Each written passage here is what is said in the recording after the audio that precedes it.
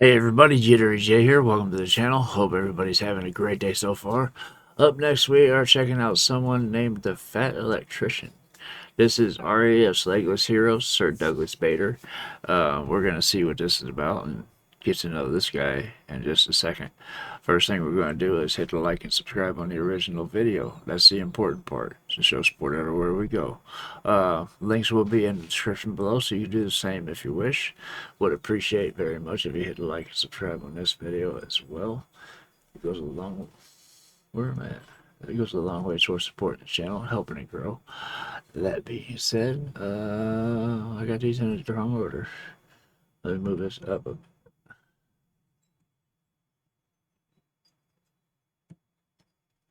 There. Now, like I said, it goes a long way towards supporting the channel, and it really does make my day. That being said, let's jump into this and check it out. Not sure who this is, but like I said, we're gonna find out. Let's check it out. You know somebody's an absolute gangster when they're not an American, and I'm still gonna make a video about him. Today we're talking about Sir Douglas Bader, a World War II British RAF fighter pilot ace with at least 22 confirmed kills, and he managed to do all of that as a double amputee with no legs, which I think we can all agree is a pretty impressive feat. Ow. Or lack thereof. But first, a word from our sponsor, because this video is brought to you by Impressive feat. PermaSafe. All right, here's the deal. PermaSafe is not the average set of rubber gloves that you've seen at the hospital before. These things are designed for people that work outside of a clinical setting with their hands that still don't want to touch something gross or something hazardous. Your paramedics, your law enforcement officers, construction workers, mechanics, farmers, anybody that's working a manual labor job where typical rubber gloves simply aren't going to hold up, you have PermaSafe. Yeah. These things have diamond texture on the palms so that even if your hands get greasy or wet, you still have traction and you're able to grab stuff. They're also twice as thick and 4 times more puncture and tear resistant. Okay, check this out. Okay, look at this. That's like half a gallon of water inside this rubber glove right now. That's quality jiggling right there. Okay, I'm pretty sure this is what the Hulk's jeans are made out of. Oh no, now my hands are all wet from filling up that other glove with a bunch of water.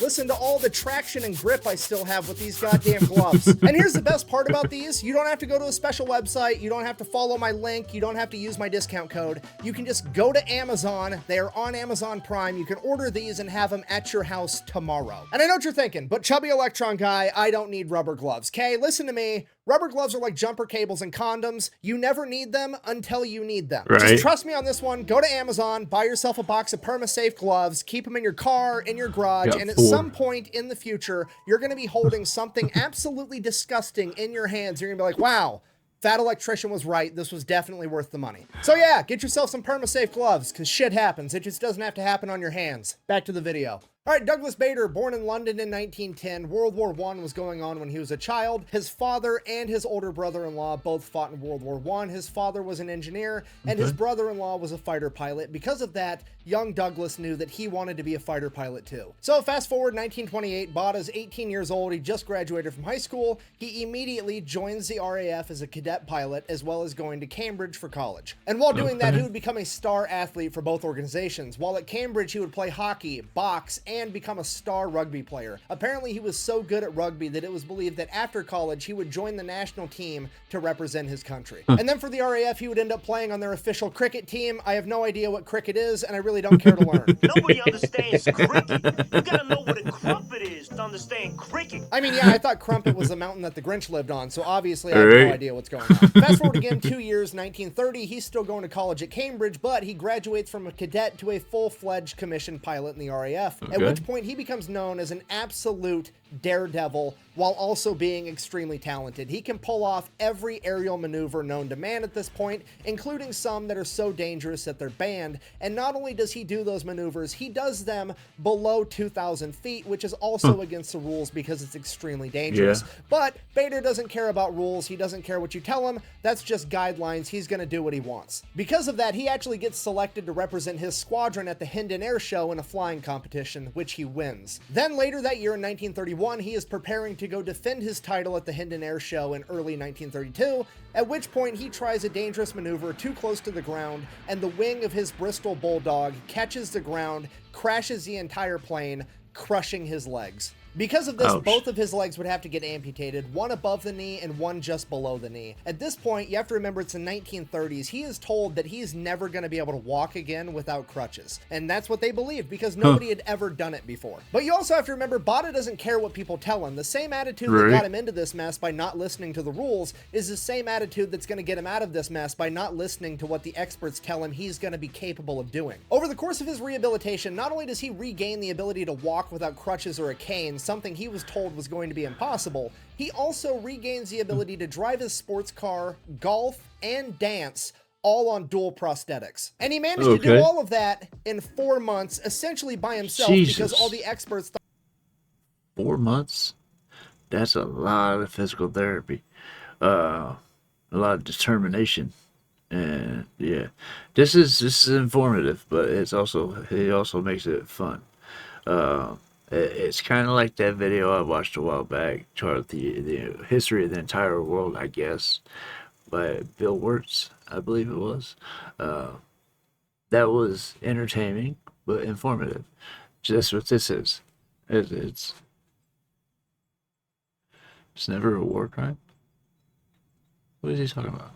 Anyway, yeah, that was 4 months though. God damn. That's fast. without crutches or a cane, something he was told was going to be impossible, he also regains the ability to drive his sports car, golf, and dance, all on dual prosthetics. And he managed to do all of that in 4 months, essentially by himself, because all the experts thought it was impossible. It wasn't like modern day where there's an expert that has a refined process on how to help somebody out in his situation. No, this man blazed the entire path on his own with no background in physical therapy. He just figured it out. So fast forward June 1932, 5 months after losing both of his legs, he shows back up to the RAF like, hey guys, made a full recovery, let's get me up in one of those planes so I can take it for a spin, at which point they tell him, absolutely not, you don't have your legs, we're not gonna let you fly. He then argues with the RAF, to which they agree that they're gonna let him have a test flight with another pilot, and if he does good, everything should be fine. So that's exactly what they do. He takes a plane up, he does a bunch of maneuvers, he lands the plane, all with the use of his prosthetic legs, no problem whatsoever because he is a phenomenal pilot. He then gets cleared by a medical board saying that he is fit for active duty, and he is reinstated as a pilot. Fast forward 1 year later, April 1933, the RAF, for seemingly no reason, decided that they were going to reverse that decision and ground him because there was nothing in the King's regulations in regards to a legless pilot. To which Bada's like, yeah, no shit, I'm the first guy that's ever done it ever. That's why you guys put me through all that testing and a med board to see if I could do it, and I've been doing it for the last year. Why would you ground me now? To which the RAF was like, don't really care. That's what we decided. Fuck you. Get out of the plane. Bada is then informed that he has to pick a new job where he stays on the ground, and Bada, being a man of his stature, isn't going to stand for that shit, so he retires early. From there, he spends the next couple of years collecting his military pension, working a desk job, golfing 36 holes a day. He also meets his wife and starts to settle down. Then, over the course of 1937, 1938, Douglas would write the Air Ministry multiple times saying, hey, if the next World War is going to kick off, let me know. I'm happy to come back and fly a plane for you. Then fast forward, sure enough, September 1st, 1939, Germany invades Poland, World War II kicks off, and the RAF finally decides to call back Douglas Bada.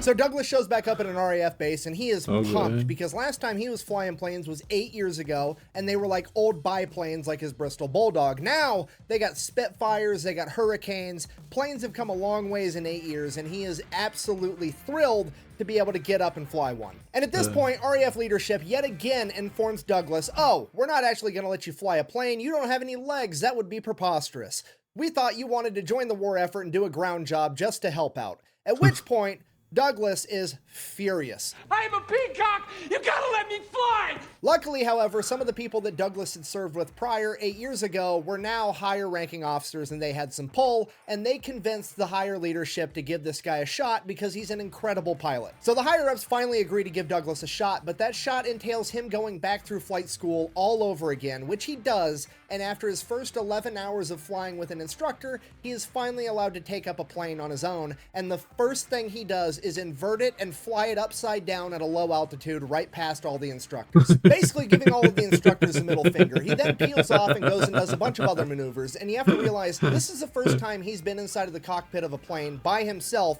in like a decade, and last time he was flying a plane solo, it was his Bristol Bulldog, which is a biplane, and now he's flying a Spitfire. This is a huge upgrade, and he is blown away at how incredible this plane handles. He's able to take turns and pull off maneuvers way tighter and way faster than he ever would have dreamed of being able to do inside of a biplane. And initially, he gives all the credit to the new airplane and how advanced aircrafts have become. But then over the course of a little bit more training, he starts to realize not all the other pilots can pull off these turns and maneuvers as tight and as fast as he can inside of the Spitfire. They have the same plane. Is he just that much better than these guys, or what is going on? And then it dawns on him. Well, you ain't got no legs, Lieutenant Dane.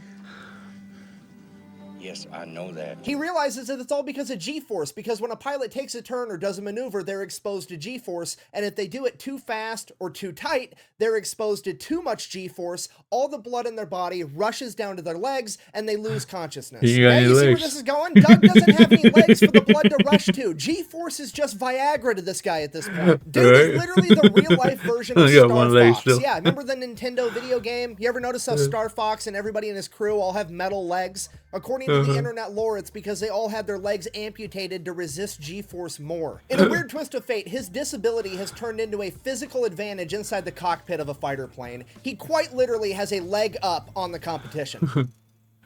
And because of this, a lot of other fighter pilots and high-ranking officers in the RAF start to not like Bada because they claim that he's arrogant and difficult to work with, because here he is getting told he's never going to walk again. Not only does he walk again, he learns how to golf, he learns how to drive a car, and now here he is out-piloting most of them. What an arrogant prick. Luckily, Doug doesn't really give a shit. He's not here to make friends, he's here to win a war, and that's exactly what he sets about doing. His first combat mission is over the skies of Dunkirk during Operation Dynamo. If you don't know, this is the operation where they had to evacuate the entire British military from Dunkirk. Yes, this is what the movie Dunkirk is about. If you don't know, basically when Germany took over France using their new Blitzkrieg tactic, they took over France so fast that the British army couldn't even get a foothold inside of France to start fighting back. The entire military was caught and surrounded in the city of Dunkirk, and they had to evacuate their entire army, barely making it out with their lives. And Douglas Bada was in the skies over Dunkirk in a Spitfire, running defense for these guys while they got evacuated. During this time, Bada claimed to have shot down 5 German Messerschmitt Bf-109s, but he is only officially credited with shooting down 1 and potentially damaging several others,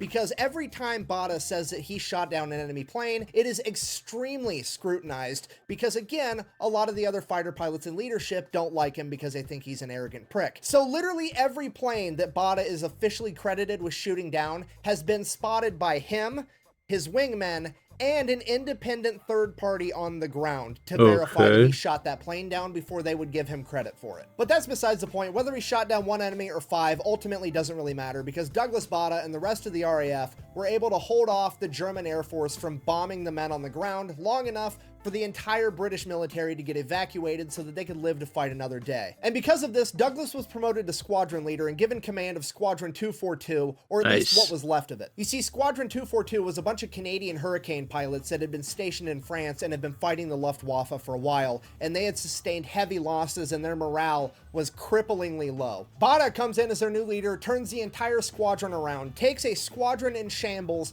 and turns them into an effective fighting force again, cutting through red tape and bureaucratic bullshit to get his men what they needed to be successful. And because of this, even more of his peers and the chain of command starts to like him less, because he is sticking up for his subordinates. And to me, this is the most important part of the entire story, because as this story continues to go on, you're going to notice that the more successful this man becomes, the more and more some people tend to not like him and try to trash his reputation. Isn't that the way it is with everything? The more popular you become, the more people hate you and hate on you and dislike you. And try to hurt your reputation to bring you back down to their level. It's with that with everything, especially nowadays. I have watched countless interviews of other people be successful, and because of this, even more of his peers and the chain of command starts to like him less because he is sticking up for his subordinates. And to me, this is the most important part of the entire story, because as this story continues to go on, you're going to notice that the more successful this man becomes, the more and more some people tend to not like him and try to trash his reputation. I have watched countless interviews of other people talking about their relationship with Douglas Bada when he was alive, and all of their opinions can be summed up into one of two. Opinion number one, he is a literal superhero. Opinion number two, he was an arrogant prick, but even I can't deny he was a good fighter pilot. And oddly enough, all of the people that thought he was an arrogant prick were fighter pilots that were in an adjacent unit or leaders that were in an adjacent unit, not his unit, because his chain of command absolutely loved him, and all of the men that served underneath him also absolutely loved him. To give you an idea of how highly his men thought of him, one of the pilots that served underneath him, Sir Alan Smith, later in life said in an interview about the time that Douglas Bada made him second in command for a mission, it felt like God had told me to come up and keep an eye on heaven for him. Which to me says everything, because I think how you're perceived by your subordinates is a far better metric of your character than how you are seen by the people competing against you for a promotion. Right. I'm pretty sure you're wrong, because I read on the internet one time that somebody's grandpa met him once during World War II, and that guy's grandpa told him that Douglas Bada wasn't very polite.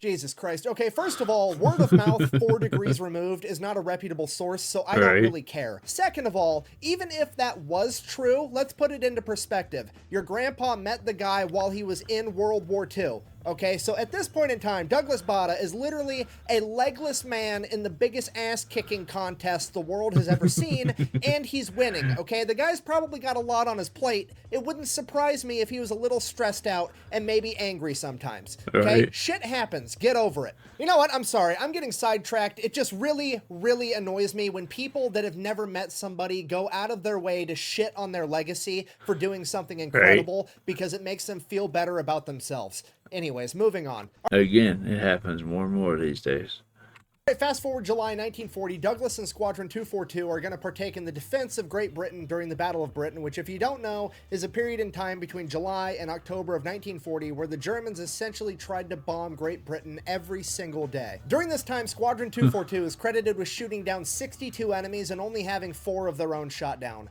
Of those 62 enemies that were shot down, 4 of them were shot down by Douglas Bada. This would bring his career total to 5, officially making him an ace fighter pilot. Because of this, news outlets pick up the story and they begin to portray Douglas as the hero of the Battle of Great Britain, essentially using him for pure propaganda, like, hey, check this out, Great Britain has a legless fighter ace, and he is helping to win the war against the Nazis. We literally have a legless man beating you guys in an ass-kicking contest. What's up? So now Douglas is getting all this attention. He's being used for effective propaganda, which is great, but it also serves to drive the divide even further between him and the other fighter pilots that already didn't like him. Right. Because now they're jealous that he's getting a bunch of attention for doing just as well as a lot of them did. And if that wasn't bad enough, he's now also on the shit list of the really high-ranking officers in the RAF because he had the audacity to back up his boss and friend, Lee Mallory. Basically, the standard operating procedure for the RAF during the defense of Britain was kind of like aerial guerrilla tactics. As soon as they identified an incoming bombing run, they would scramble a small group of RAF fighters that would go up and utilize hit-and-run tactics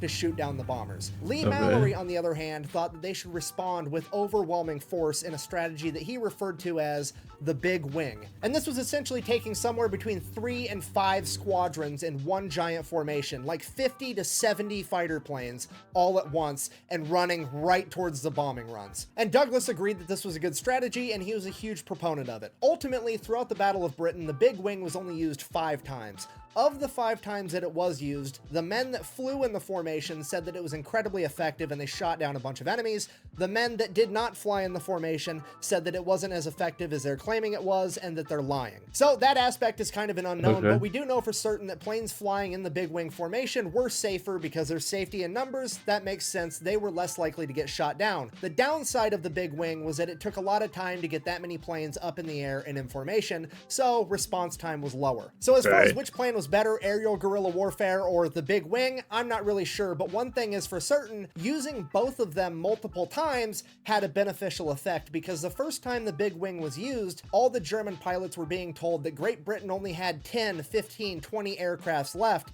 and they go out on this bombing run, and here comes 70 Spitfires and Hurricanes and just fucks up their whole day. It had a devastating effect on enemy morale. And on top of that, now they don't know what the British tactics are. They have to both anticipate being attacked with overwhelming numbers and being attacked with a small, fast, responsive hit-and-run force, which made it very difficult for the Germans to plan their attacks, because now they had to plan for both overwhelming numbers and a fast, responsive force. So yeah, in addition to his newfound fame, people are also upset that he had the audacity to have an opinion of how to conduct aerial warfare, even though he's an ace fighter pilot, presumably an expert in aerial warfare. Right. Whatever. Regardless, Douglas ends up getting a promotion to wing commander, and he is now in charge of 3 squadrons instead of 1. So then, from late 1940 to August of 1941, Douglas and his men take the fight to the Germans, flying hundreds of missions, shooting down a ton of Germans. Douglas himself shoots down an additional 17, bringing his career total to 22, 6 probables, and a bunch more shared. But on August 9th, 1941, Douglas Bada would fly his last mission ever when he would collide in mid-air with a German Messerschmitt Bf-109. Somehow Douglas survives the initial impact, but his plane is absolutely going down, so he quickly opens the canopy and goes to climb out of the plane, but the impact has crushed one of his prosthetic legs inside the cockpit, and he can't get out. So he's pulling on it, he's desperately trying to get out of this plane, and time is running out. He only has a few seconds left, and he says, fuck it, it's worth a shot, and he opens his parachute while still inside the plane. His parachute catches wind and rips him out of his prosthetic and out of the cockpit. He then attempts to evade German capture, hopping around on a single prosthetic leg. He is eventually captured and becomes a prisoner of war. Okay, now to be fair, technically we don't know for sure that it was a mid-air collision that he was involved in, because his plane was never recovered, and like I said, everything Douglas reports back is extremely scrutinized because leadership doesn't like him. And they came to the conclusion that Douglas made up the mid-air collision story because he didn't want to have to admit that he was shot down and bested by a German pilot.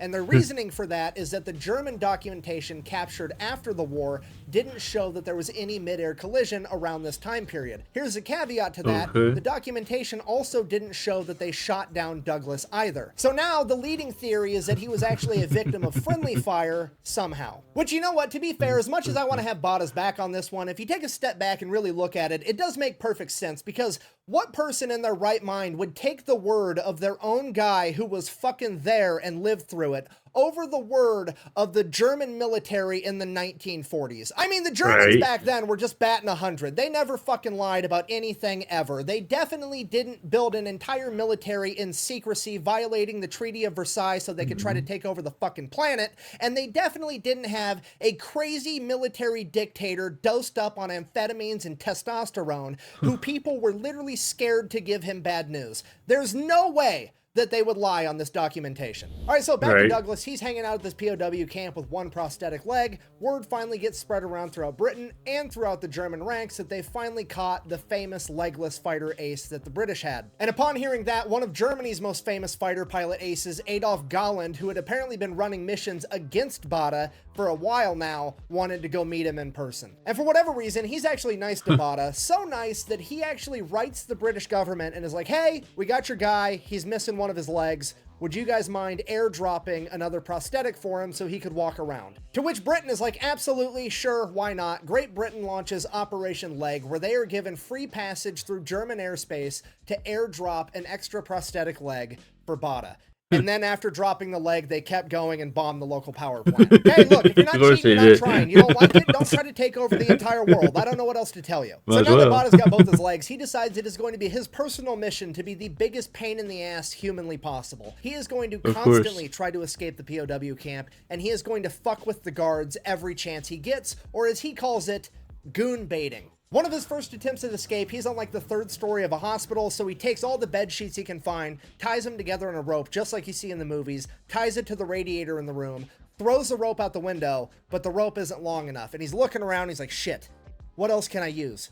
There's a guy in a coma that he's sharing the room with. So he ties the rope to that guy's bed frame and pushes the guy in the coma bed over to the window to get it close enough to the ground. He rappels down to the ground and runs off, but the Germans catch him again. Then after he gets out of the hospital, he goes to a normal POW camp where he tries to Andy Dufresne his way out. He tries to dig a tunnel out of the POW camp using his prosthetic leg as a shovel and taking all the excess dirt that he has, putting it inside of his prosthetic leg and walking a ways with it before falling down to dump out all the excess dirt so they never see any big dirt piles. But eventually that plan gets busted too, and then in August of 1942, after a year in captivity, he finally makes it out of the POW camp. He escapes, and he's gone for like 36 hours. They put out a nationwide manhunt. They're getting posters ready. They are absolutely gonna find this guy. They were getting their ass kicked by him in aerial combat. There is no way that these guys are gonna admit that a man with no legs was able to escape their POW camp. Eventually, they do end up tracking him down, take him back into custody, at which point they decide they're going to send him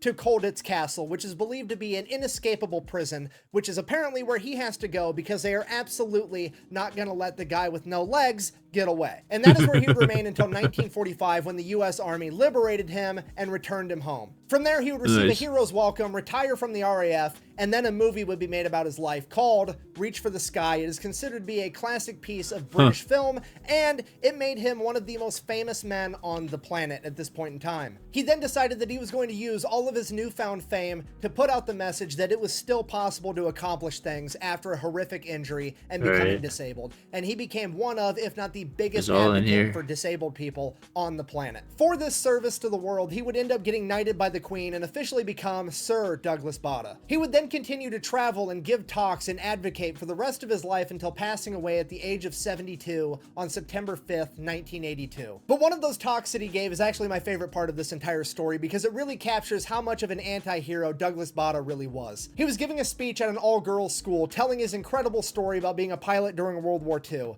And at some point during that story, he says, and I quote, "So there were 2 of the fuckers behind me, 3 of the fuckers to my right, and another fucker on the left." At this point, the audience is like, and the headmistress of the school has all the color drained from her face and she goes ghost white and she's like, ladies, a fucking is a German aircraft. At which point, Sir Douglas Bada replies, and I quote, "That may be, madame, but these fuckers were Messerschmitts." Thank you for watching. Best way to support the channel is go check out thefatelectrician.com, get some merch, subscribe to Patreon. Thanks for watching. Quack bang, out. The lengths haters will go to just to hate will never, ever cease to amaze me. Right? You know that feeling? It baffles the mind why people do that. Let's just finish. I like this guy. I'm definitely gonna have to check out more from him. This was informative yet entertaining, and the way he tells it is in like a faster pace, so he gets more information jammed in there, and you don't even realize he's doing it. But yeah, this was, like I said, this was informative, very interesting and informative. I would love to hear what you guys thought about this in the comments. Let me know what else I need to check out. I'll get there as soon as I possibly can. If you are still here and haven't done so yet, please hit the like and subscribe buttons before you go. It goes a long way towards building the channel up, and it really does mean a lot. That being said, I just realized I forgot to turn all that on. That is just about going to do it for this video. It is off to the next one for me. I really hope you guys enjoyed watching this with me, and I hope to see you on the next video. Love you guys. Peace.